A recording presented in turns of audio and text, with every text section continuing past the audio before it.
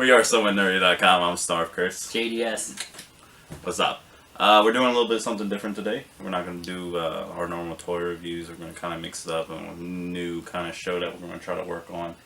It's more just a general me and JDS bullshitting about nerd stuff. We're trying to give you more stuff more frequently so that you'll fucking watch it pretty much. We don't want you to have to just like, oh, like it's been 3 months or a month and well they got a new video up. So we're trying to brainstorm and just come up with new shit.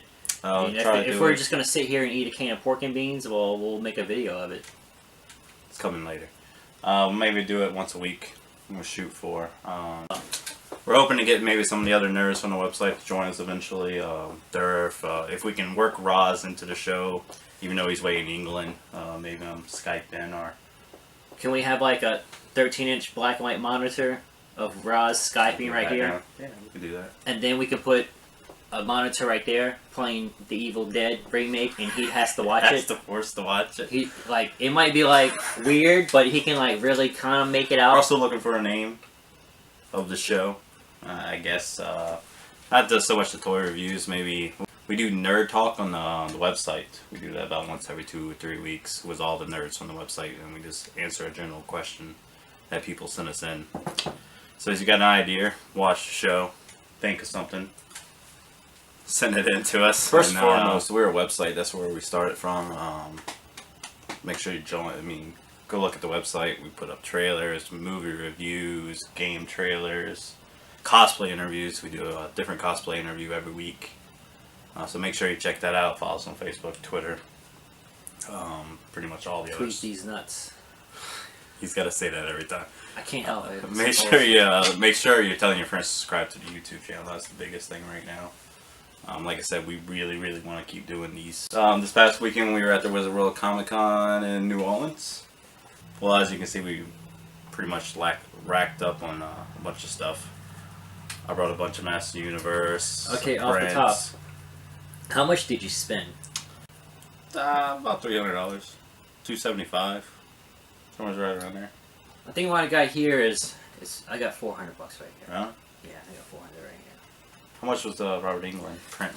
The print itself was $45.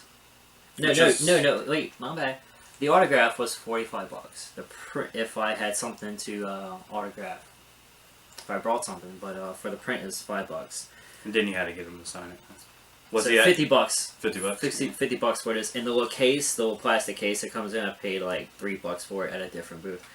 But guy, he had so many prints. He had like 20 different prints, and he had like maybe just 2 or 3 prints from V, the television series. If you're not 30 years old, you have no clue what the hell I'm talking about. Go watch it though, it's good. But he had a lot of Freddy prints, and some were so freaking awesome. But like I've seen this image so many times. It's actually on the DVD. Cover. It's on the Blu-ray disc cover that I have. So I had to go with the most iconic one. And if I don't know if you can see it or not, you might. It says Jonathan Sleep Kills Freddy, and then Robert Englund at the bottom. The guy is awesome, freaking-tastic. Yeah, he really was. So I'm in line, and I get there. I was like, well, I wanna, I like Freddy Krueger. I've always loved it. I'll give Robert Englund's autograph. I get in line and start seeing him talk to other people, and it just comes on. I'm like, nah. I'm sorry, Freddy Krueger. Oh my god! And I'm getting closer, and like he's just being so candid with people and just telling them stories and this and that. And he told the lady that was in line in front of me, she mentioned Johnny Depp, and he goes off. Which was in Nightmare on Elm Street first. That was his first movie, Johnny Depp's first role, and he's going off on the first time he met Johnny Depp and what he was wearing, some like a 50s 50 styles button-up shirt with some curled up boots with little silver tips on them, and the little rockabilly jeans he had. His hair was up, and he said he was just a musician. He was a rockabilly musician that Wes Craven's daughter had seen him play, and said that he had to be in her daddy's movie. So pretty much Johnny Depp owes his career to Wes Craven's daughter. I think I've heard him say that before now. Of Wes Craven, at least. We also went to the Robert Englund panel. I can listen to that man talk We listened to him talk for about 45 minutes. I'd love to have dinner with him with 4 bottles of wine and just sit there and bullshit. You just listen to him talk all night long. He's just full of interesting stories, just on set or what his favorite movies were, that he did. Like maybe 7 people that asked the question within like a 90-minute time, and they would ask a question, and then you just got like a 20-minute answer. Yeah. And then when I got up to him and he was signing that print for me, I asked him, I'm in line, I'm like, what am I going to ask him? So I get there and I was like, so tell me, when you were first approached with the role on Nightmare on Elm Street, what'd you think about it? And he's like, and he puts the pin in, he's like, you know what? I just did it because it fit my schedule. And he told me about how he had watched these movies, what Wes Craven has done, and he was like, I wanted to work with him, and it fit my schedule, and so I just took it. And he's Freddy Krueger. Let's see what I got. Frank Miller, first Wolverine miniseries. It's a 4-part miniseries. I've had the other 3 for years now, but I've never had this. You got 2 through 4? Yeah, I got 2. Oh. 2 through 4. Yeah, I do have all of them. The guy was asking like $75 for it. I think I paid $60. So I was pretty happy with the buy. Wolverine's one of my favorite characters. There's no Wolverine stuff behind us, but there's a whole display case over there full of Wolverine stuff. I was pretty happy with that buy. Now, he's got something I'm pretty jealous of. What have I got that you're jealous of? The Chris Claremont stuff. Oh, yeah. Okay. Let's get to that. Chris Claremont, the most famous X-Men writer. This is the issue right here where Wolverine meets Captain America. I really did pay, if you guys can see that, I really did pay $7 for this issue at a comic shop. But I got his John Hancock on that, and then... Cool thing about this comic book too, and I think 3 or 4 years ago in the Wolverine comic book, this is when they go back to this issue, when they just meet. Oh, in the Wolverine Origins, when Ed McGuinness did the cover? Yeah. And it is this comic book they go back to. Here, the last Comic-Con that was in New Orleans, if you were studious on, movie culture... Upcoming movies. So we knew way ahead of time that Days of Future Past was the next X-Men movie. But it wasn't being talked about much then, so I was like, you know what, I can't pass up buying the Days of Future Past comic. So I bought, over a year ago, these 2 for $60 and $45, and pretty jealous of this. This past weekend I got Chris Claremont's John Hancock on them. So there was like $5 an autograph, and we talked. That's all he was charging, $5? Just $5. Man, not too much. But he has a new Nightcrawler miniseries coming up that has the new Wolverine without a healing factor and with armor and fake claws, because when he pops his claws, it's like does he actually wear fake claws? He has these gauntlets on his wrist, like exterior like web shooters that shoot out claws. I'm way behind on comic books, that's why I don't know. Mike Mignola, Hellboy, which was pretty awesome for him to be at our convention. Really cool guy. Talked to him for a little bit, mostly about food in New Orleans for some reason. Got that for $10. Couldn't beat that. A little small, easier to hang up because I'm completely out of room. So I was pretty happy about that. Now when I get there, I'm looking at a lot of things, but I'm not trying to buy anything impulsive on like Gather. Everything that I want, and then decide what I really want. Yeah. With this thing right here, I seen it, and I just like, how much for that? And there was a guy sitting there. He was an older guy, late 40s, 50s or so. Yeah. And he's like, "Oh, it's $20 for it." And then he says, "It's actually my daughter's art." And he was pointing to a young lady there. He might have been 22, 24 years old. See, I didn't know that. Yeah. And I was like, "Oh, well, that's pretty cool." And they said that they were from Houston, and then they were just, I don't know if they've done any other Wizard World cons, but in this style, she had Walking Dead. She had Game of Thrones. I've seen all this. She had all kind of stuff, and it was really cool. I didn't get a card from her. I didn't talk to her any much. After that, actually, I heard her dad and I had a conversation about my mustache, and I had it styled not straight like this, but actually in nice curls. And I was telling him the half-hour process it takes to get there.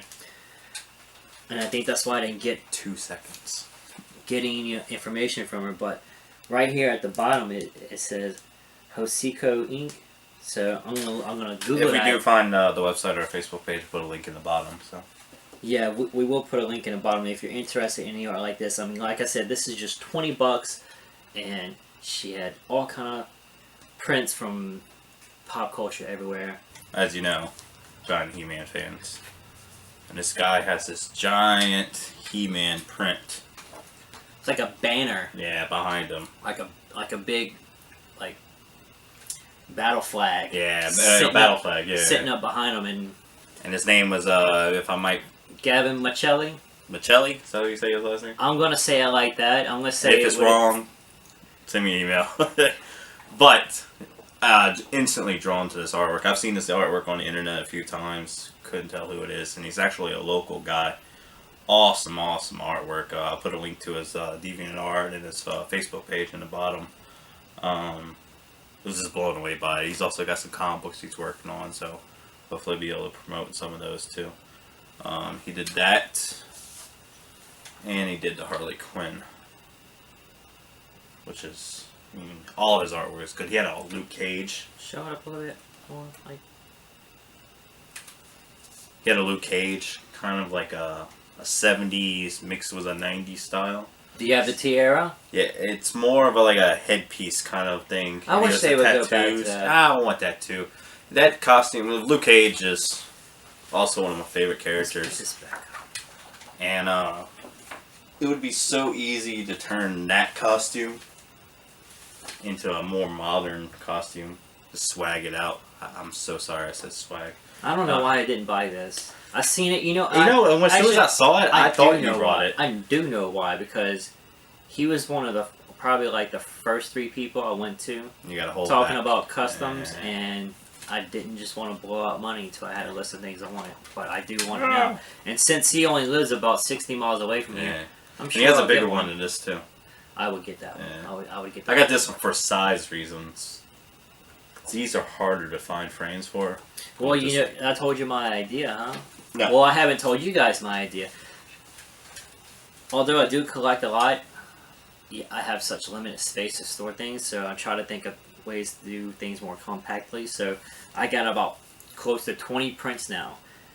About 3 of them are hanging on my wall. So what I'm going to do is I'm going to get a portfolio book with the sleeves on it and put all my prints in these sleeves and just keep on buying prints, but have big portfolio books just to flip through them. You're going to eventually hang them up to get more room, or? No, I'm never going to hang them up. I'm just going to compactly. It's a good idea, and that's probably what I need to do. There's a giant stack of prints that I got over there that author son on. That's like what Greg Land, Greg Horn, that I get every single year, and I had to stop buying some, and that's why I don't have so many prints. It's because there's a stack of them. I have no idea what to do with them. And it's a simple fix. You can keep on buying them. You don't have to worry about, I got no place to put it. I'm going to put it in my book. Speaking of, like, Neil Adams was there. Neil Adams was at... And I didn't buy a print from him. Neil Adams was at Media Underground. Was he? The comic day, local Wednesday, comic book shop. Where I shop at. Yeah. He was there Wednesday before the Comic-Con. Yeah. From 5 to 7. See, I didn't want to buy a print from him because it would just sat up there with the other ones, but now I kind of regret that I didn't buy a print from him because it was $20 and it's Neil Adams. Dude, his original art was freaking ridiculously expensive. As he should be. It was. He's an iconic artist. For a sketch, for a full body sketch, not colored, $2,000. Oh, that's pretty high. The only sketch I think I own is from Robert Kirkman that I got from him in a Walking Dead comic book in 2007. So before he got really famous, for free. Drew a picture of a zombie. I have to find that book and show you. If you're familiar with any cosplay, if you follow cosplayers, there's a few that really stand out to you. SomewhatNerdy, we review them every week. Everybody has their favorite cosplayer. And when I first started following them, I might have had 1 or 2 that I liked more than others. But as the time has passed by, and I've probably been following cosplayers for maybe a year and a half, there has been one that has stood out to me that I just get giddy over and have. And he did get giddy in front of said person. Have such a crush on, and that's Miss Ivy Doom Kitty. And who can pass up a Velma print? You know, even though I wanted her Wonder Woman print. If any of you guys have seen her Wonder Woman print, it really is fantastic. And she said she brought some, and she flipped through everything, but she couldn't find any. But I've seen this, and I do have a soft spot for Velma. Very nice. Very sweet. And it says, to Jonathan, I think that I found a clue. Ivy Doom Kitty Wizard World NOLA 2014. So it was cool to meet her. I got pictures of her and with her. And I was going to go to this convention regardless, but she was the main motivation to go. She's a big cosplayer. And as soon as we walk up with our Somewhat Nerdy shirts, she's like, I follow y'all guys. And we had no clue. Yeah. We were like, oh, shit. Yeah, that was really cool. So, yeah, I was kind of happy about that. We'll do this, and then we'll get into the main course. Yeah. Okay, this right here. This cover is really awesome. I got this. I got most of these. This is the Master of the Universe 2002. Who did that? Image was the studio. They actually went around. They did some Wildstorm. Yeah, I remember Wildstorm. This is one of the later companies that published it, but I bought it for less than the cover price is $5.95. I bought it for $5. I got a lot of this series, and they almost every issue had like 3 or 4 variant covers, and I got every variant cover possible. But this is a variant cover that I didn't have, and I was like, well, let me buy it. Was not gonna pass up anything Masters of the Universe. This is something I've been trying to get for a couple years. This is Gambit's full first appearance. I have his partial first appearance. This is his first full appearance. X-Men, Uncanny X-Men 266. Put us up there on the wall too. $60. That's a good price too. $60. And from the mouth of Jim Lee, he said that these 2 issues, Punisher War Journal, issue 6 and 7, was his first work at Marvel. I immediately wrote it down. I searched out. I found them for 1 for 20, 1 for 10. Come to find out, just today I go to Marvel on their I guess their their like wiki page, something like that. Yeah. And I searched for Jim Lee Marvel work interiors, and his actual first 2 issues were 4 and 5, not 6 and 7. So now I gotta search that down. The man has drawn a lot of comic books, so I'm sure he can forget some things. I'm not gonna show you everything, but I was just a goal of mine for the past year is just to fill in gaps within the 200 issues of Uncanny X-Men, and to also fill in all the issues of Wolverine's first series, because these were big series to me when I first got into comics in the late 80s and the 90s, back in my childhood heyday, before I got into girls and left comics for like half a decade. Yeah, that's about where I left them. So these have just been, a little passion of mine for the past year, just going back. A lot of Mark Silvestre and Wolverine. Yeah. Mark Silvestre and Uncanny. Jim Lee and Uncanny. Both Andy and Adam Kubert. And Jim Lee's Jim Lee was the reason I got into comic books. I guess that's when he was X-Men #1, I think was that. That's when most people my age, I guess, got into him. So Jim Lee's on my list. I have to meet Jim Lee. Next up, Marvel Legend figures. As you can see behind me, I have every single Marvel Legends figure all the way until Hasbro took over the license a few years ago. They suck. I don't think they suck, obviously. Marvel Legends, to me, is what got me back into comic books. This whole entire room is because of Marvel Legends. I brought a few Marvel Legends. My wife brought me a few, and it kind of got out of hand. A little out of hand from there. I went crazy after that. And like I said, I collected all the way until Hasbro took over the license. Not particularly fond of the first few things they released, but they're getting better. Does he have the double jointed knees? Yes, he does. Yeah, he does. He's a big figure, so. I love that feature for so much in toys. $25. Record. But it's a convention. You gotta pay a premium. You pay a little bit more. It's just like, what? Look what I got at a convention. So, story goes, we go looking for some toys. We're looking for some O2 classic toys. Every booth. The first one, we walk in. He sees, they got almost everything I see, I own already. Big Lot. The Big Lot toys. Toys. Everyone has the Big Lot toys. And he sees one of the Space Mutants karate. He snatches it. It's the decent price. What was it, 20? $20. Decent price. He snatches it. I was like, oh, I'll give it to him. Nah, I got my toy. I ain't gonna give it to him after my hands were on it first. So. Alright, motherfucker. Remember that? That's what I told myself. So, he buys that. Maybe I'm not sure if he bought another one. No, it was just this. Just this one. We go to another 2 booths or so, and we'll look at one. Karate. One booth. They have a lot. They had like 30. Yeah, about 30 figures, but I probably had like 22 of those 30 figures. And they were kind of high too. A lot of them really, because they were charging like $65 for a Skeletor. So I mean. But the Cobra Khan was a good price. What was it, $55? $55. I regret not buying it. Look, I think I bought a Cobra Khan $55 before shipping. Yeah. So that was a good price. I was like, that's legit. And I passed it up. So.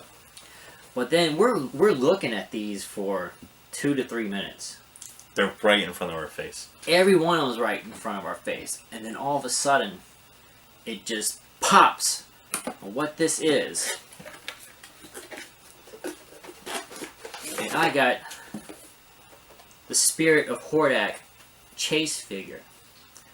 Now what'll be my chase is, this wasn't offered in the subscription. This wasn't offered on any day of sale. This wasn't offered at any convention. They would just, every now and then, without any... Randomly, without any notice, just put it up for sale on the website. And you had about a half hour to buy it, and they would take it off. So my hand's going for it, and then it gets snatched away. Haha, Lego my ego, bitch. So I have... How much you paid for it?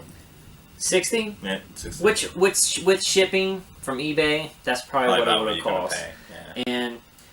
And maybe I could have held out for a year or two and bought it for cheaper, but one of the things I wanted to do at this convention was look for some Motu toys.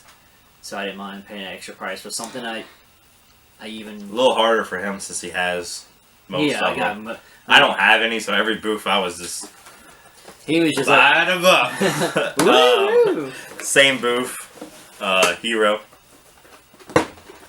Which I had in my hand instantly as soon as I saw it, because I just love the character design on Hero, so I had to grab that.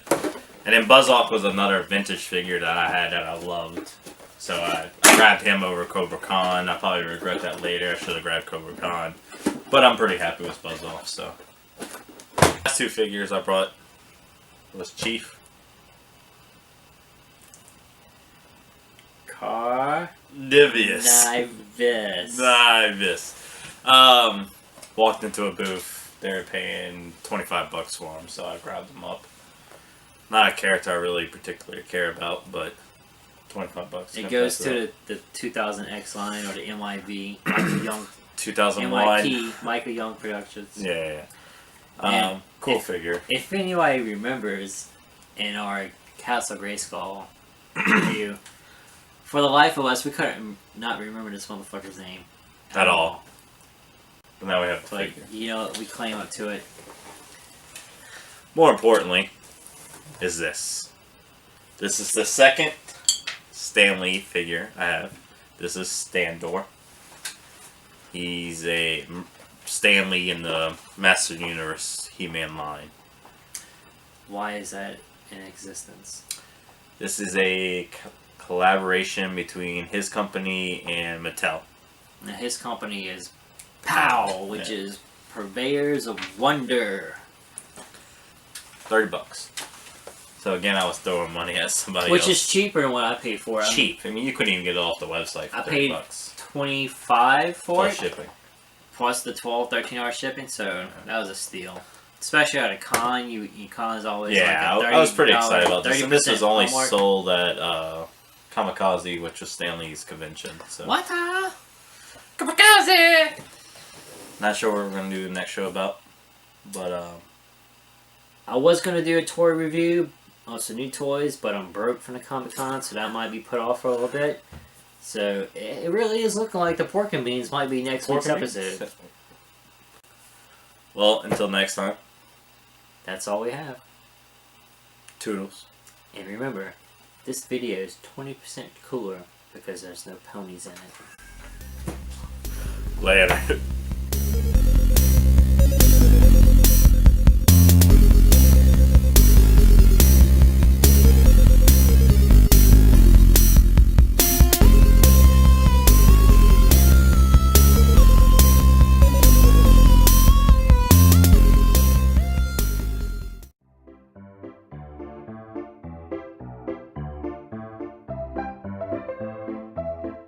Okay.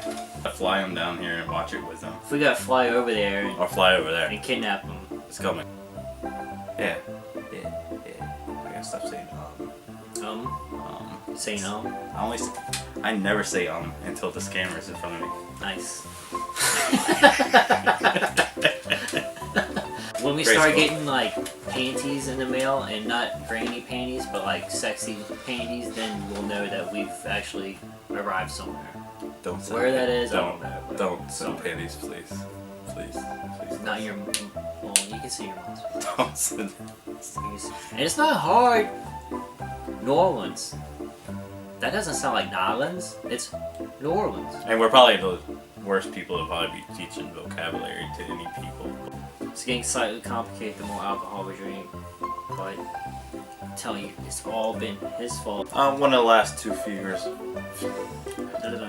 This is our third take on this. Third take. Fourth? I write for a living. I mean, that's the bad part.